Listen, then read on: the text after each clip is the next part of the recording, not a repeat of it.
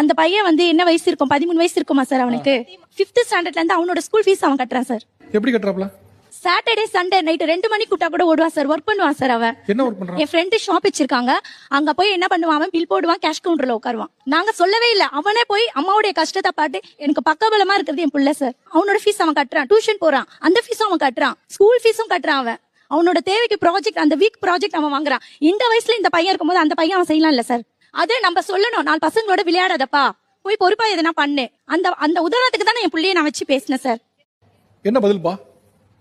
சரி, அந்த பையன் வேலைக்கு போறதுன்னு ஆதரிக்கல, இருந்தாலும் கஷ்டத்துக்கு ஊர்ல வேற வழி இல்லாம வேலை பாக்குறான், ரைட், ஓகே. இப்ப அந்த பையனால முடியுதுன்னா, வெல் கிரவுண்ட் அடல்ட், 23 வயசு ஆச்சு, மேஜர் ஆயிட்டீங்க, கல்யாணம் ஆயிருச்சு, அடுத்து உங்களுக்கு குழந்தையும் பிறக்க போகுது. இப்பயும் நீங்க வந்து உங்களோட வாழ்க்கையை நீங்க பாக்கலனா, அடுத்தவங்க தான் நீங்க கையேந்தி நிப்பீங்கன்னா என்ன வகையில சரியது? Download ShareChat.